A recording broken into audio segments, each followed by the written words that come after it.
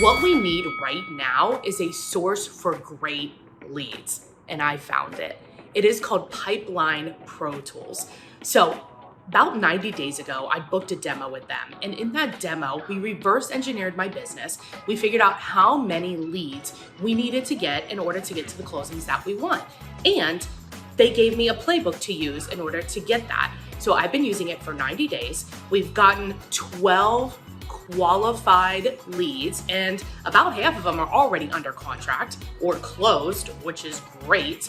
And it is right now my number one source for my best leads that I'm getting. I love this thing. I'm about to ramp up the number of leads that I get with them as well. So, and you might think it's expensive, and it's not. So I was looking for something that's very inexpensive, like affordable to everyone, but also generated great leads. We don't want crap leads. So what you do in order to get this, because I called them and I wanted to partner with them because I was like, this is exactly what our audience has been looking for. So they set up something specific just for us, just for Fight Club listeners. So you would go to pipelineprotools.com/Fight Club. And then you go to the demo, and the demo will show you how many leads you need in order to get the number of closings that you want to get. And then they will give you the playbook that I'm using, my number one playbook for getting leads. And then you can use it too, and we can have happy closings. So go to pipelineprotools.com/Fight Club, book and go to the demo and get all the leads. All right. I am here with Kim Hayden, who is an award-winning veteran real estate agent, a TV producer, and founder of the Resilience series. Hey, Kim. Hey, Jennifer. How you doing? Good. Thank you for being on. So we're going to battle about, is it better to be a real estate agent in the US versus Canada? But you're an American, right? Yes, I'm from Wichita, Kansas. Are you dual agent or dual agent? Yes, Lord. dual agent. yes, I've been dual agent all my life. But yes, I am dual citizen. I have my Canadian citizenship and I retained my American citizenship. Were you a real estate agent in the US? No, Only in Canada. Only in Canada. But my brother-in-law has his license in Kansas, and he has 19 properties. And then my father-in-law has 7 properties. So in Kansas, I'm pretty versed as to what's going on. Yeah. And who doesn't chime in with the NAR? Right. National Association of Realtors is like, that's my bedtime reading. So is it? Actually, it's really good, and people need to. No, it's really good. It just gets really me amped up, and everybody knows if they listen to the Real Estate Fight Club podcast that I just want to blow the whole thing up and start over. So when I become the czarina of real estate, the czarina, awesome. Can I be like the right hand? Yeah, because the czar has like a round table of professional advisors, right? And so, yes, I will need people from all different countries. You can be the Canadian representative. I want to be the, don't be an asshole. Did I say that? Don't be. Yeah. Well, am I allowed to say that? No. Yeah. We have an explicit advisory warning. So don't be an asshole, be a good neighbor. That's my religion of choice. And that's how I operate my business. This is why we get along. Because I have 3 rules, but one is don't be a douche, which is the same. One is answer your phone, which feels like the same. And the other one is just like, be nice. That's it. Well, honor your word is really the third one, but don't be a douche and do what you say you're going to do. Anyway. And if you're going to be a douche, I reserve the right to call you douche canoe, because I just think douche canoe is like the funniest term. It is so funny. I love it. All right. So US versus Canada. Let's talk about one thing. I mean, hands down, I know that Canada is going to win. Talk to us about the closing process. Process. I'm sorry. Did you understand me? Process. The process. So in Canada, because Canada's banking is far more restrictive than the United States, right? And we have fewer options. Right. So this is good and bad. It's a double-edged sword. Yeah. The nice thing is that when my client, as long as they're not doing anything disruptive, like, going out and buying a fleet of cars or something in between purchasing and closing, when we process their Loan.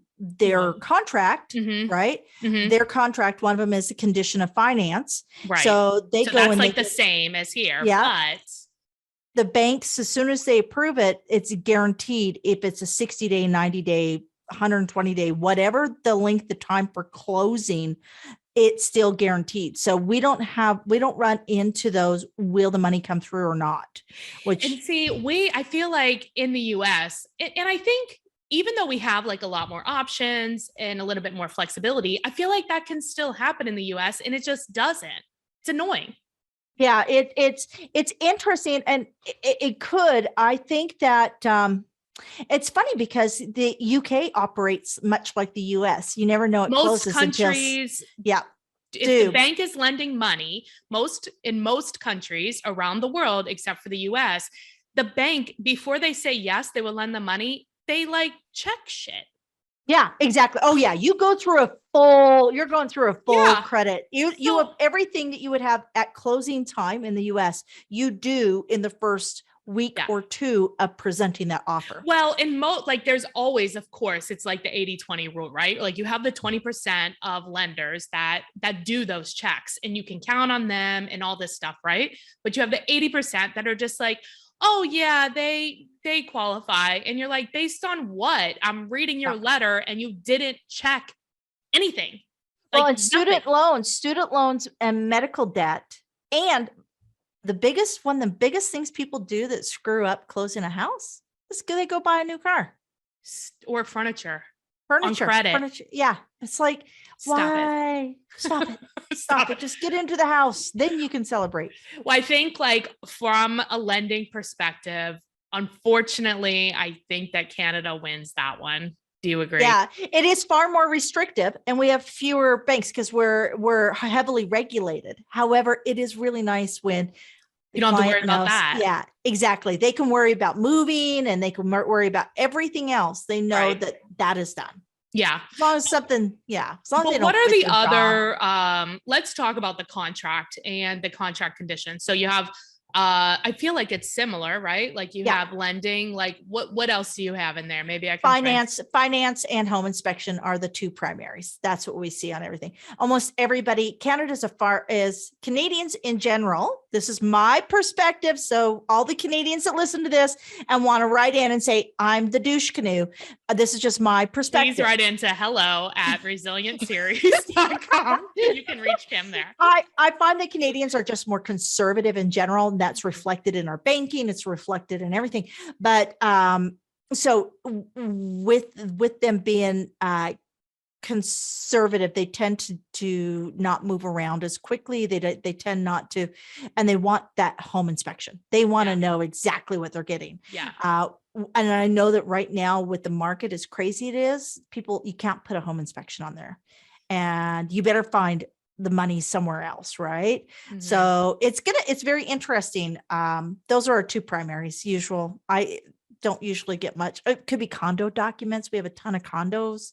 That would be the other one. But aside from that, that's our usual. That's kind of it. Yeah. I feel like we might have like a lot more, right? So like you guys part and parcel out your contract. You have your title companies. You have a lot of different things that come in. So very rarely will you see title insurance on a property here, because all of our land titles most of it's streamlined through government platforms, like online, like blockchain. Everything's no, not a blockchain.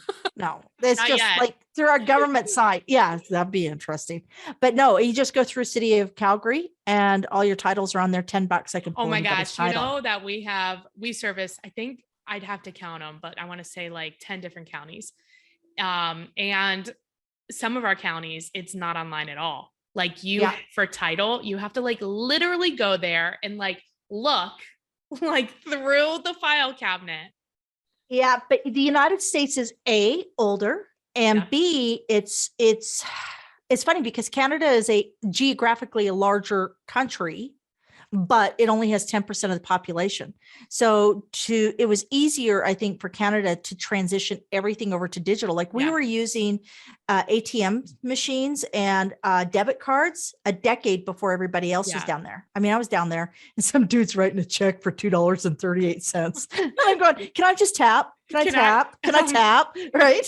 But that's, again, that goes back to having that restrictive, controlled banking versus in the United States, there's far more opportunity to establish your own banking or to establish your own, investments or anything like that. It's just a different, which feels totally kind different. of like, so maybe that's where, so like the ease of the transaction, once you're in transaction, I think Canada wins that too. Yeah. We can make that point too. But like what you're saying though, because we have more flexibility, there's far more creativity. Yes. Far more creativity. People have. So one of the things I love in the States is that if your landlord will pay, I think it's like you pay your landlord an extra $30 a month, they'll actually register your rent as going towards building your credit. Right. We don't have any of those real options here. Oh, why? So, because again, we're in more of a controlled banking system, right? So there's a lot of those things. Exactly. Exactly. So the United States, the beauty of the United States is the opportunity. There's always this like, it's almost like a lottery. It's like a lottery. You're sitting going, I could be. Are these my numbers? Are these my numbers? But there's always this opportunity in this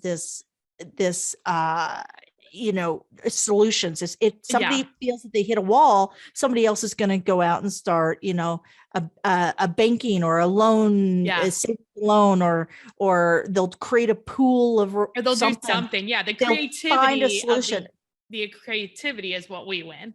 Oh, absolutely. Hands down. The Americans, what is that? Invention's the mother of necessity. Yeah. Or necessity's the mother of invention. Right. Yeah, that's it. Necessity is the mother of all what invention. What comes first? Yeah. Yeah. And the United States, that's one of the things is they're willing to live on edge in order to have the opportunity to live.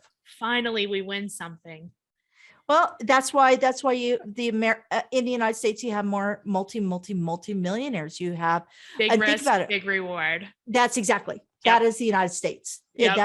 That should be the America. Big risk, big reward. So I think if you're a real estate agent and you, like we have this entrepreneur real estate, right? It's like this American spirit is said throughout the world and everybody knows what that means. And that's great. So if you're an agent that likes that, then America's for you. But if you're absolutely. That likes your contracts not to fall through, then Canada is for you. There you go. Yes. So I think our final tally is Canada 2 and the US 1. Boo. But US, at the end of the day, you can make way more money. Boom, boom. I don't know. Have you seen the prices in Toronto yet? I mean, yeah. Even in Calgary, where you are, isn't I know, not like $500,000 condo. I get it. But what goes up must come down. And you got to remember, fewer people can afford. That's true. I personally would rather be checking out, $200,000 properties left, right, and center. Yeah. Because that's constant. Yeah. People can achieve that. Right. And it's exciting. Exactly. So you get into those really high priced markets, you lose a lot of people. So that's true. Yeah. We just have, but that's part of being able to do more business and more transactions that we can do in the United States. Cause not only the lending practices, but there are just varying levels of opportunity. But Kim, let's, I appreciate you being on. It's always fun to do these, but if people want to reach out to you, they can also talk to you about, they can watch our video that we did, on telling your story and how to tell your story to gain clients. So people can watch that. So they can talk to you about that. They can talk to you about, give us a snippet of your resilience series that you're writing. Well, I'm actually right now screening women in real estate for our next book.